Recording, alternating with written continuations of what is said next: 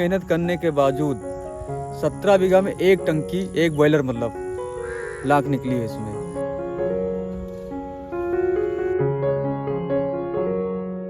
जो पिपरमिंट लगाया उसमें सब घाटा हो गया, पेड़ पौधा होकर तैयार नहीं हो पाए। मेहनत तो बहुत काफ़ी की हमने, लेकिन तेल ओल नहीं निकला। मार्च अप्रैल की रिकॉर्ड तो गर्मी में मेंथा किसानों का पसीना तो खूब निकला, लेकिन मेंथा से तेल नहीं निकला। किसानों के मुताबिक ज़्यादा गर्मी और बारिश न होने के चलते मेंथा तेल के उत्पादन में 60 से 70% की गिरावट आ गई है। मेंथा के गढ़ बाराबंकी किसानों के मुताबिक पिछले साल जिस 1 एकड़ खेत में लगभग 50 किलो तेल निकला था, उसमें इस बार मुश्किल से 10 से 20 किलो तेल निकल रहा है।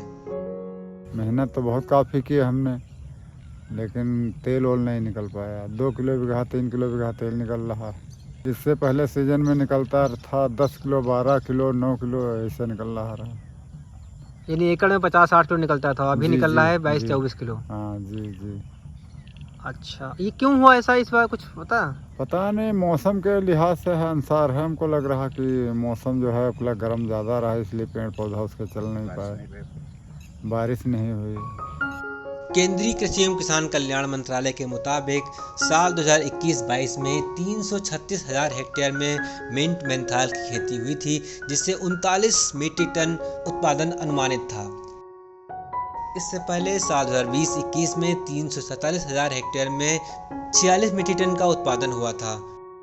लखनऊ स्थित केंद्रीय औषधि और सुगंधित पौध संस्थान सीमैप के मुताबिक देश में कुल मेंथा उत्पादन में सबसे ज़्यादा हिस्सेदारी यूपी की है। यूपी के अलावा पंजाब, बिहार और हरियाणा में भी मेंथा की खेती का रकबा बढ़ रहा है। ये वही राज्य है जहां पर मार्च से लेकर जून तक भीषण गर्मी पड़ी है। जलवायु परिवर्तन के चलते न सिर्फ गेहूं की पैदावार में 20% से ज़्यादा की कमी हुई है, बल्कि दूसरी फसलों पर भी व्यापक असर पड़ा है। मेंथा की खेती के लिए अनुकूल तापमान 20 से 40 डिग्री सेल्सियस होता है, लेकिन इस बार का तापमान अनुकूल नहीं रहा।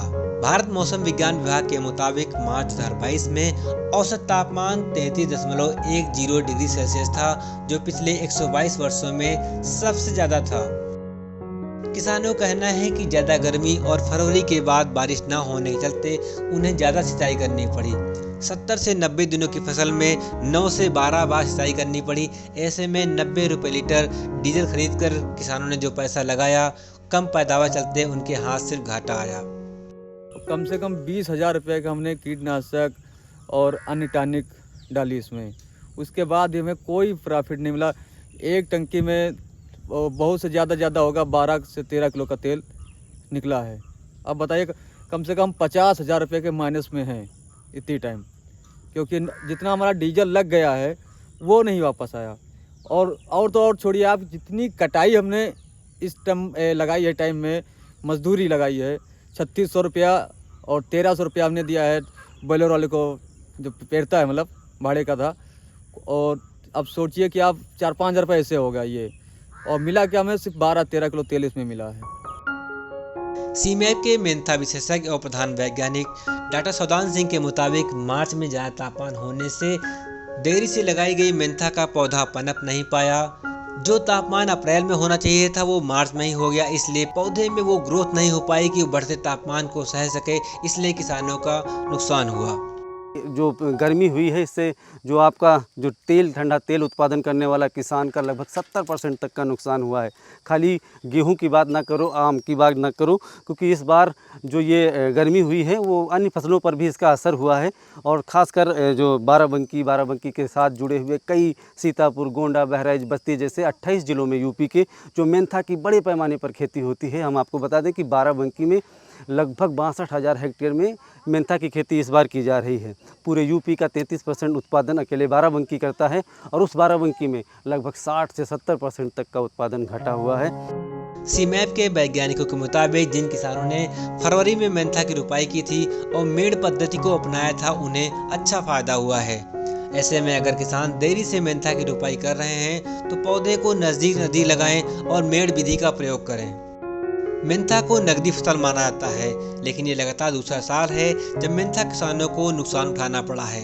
पिछले साल मई के आखिरी और जून के शुरुआती हफ्ते में हुई भीषण बारिश से किसानों की 60 से 70% फसल बर्बाद हो गई थी।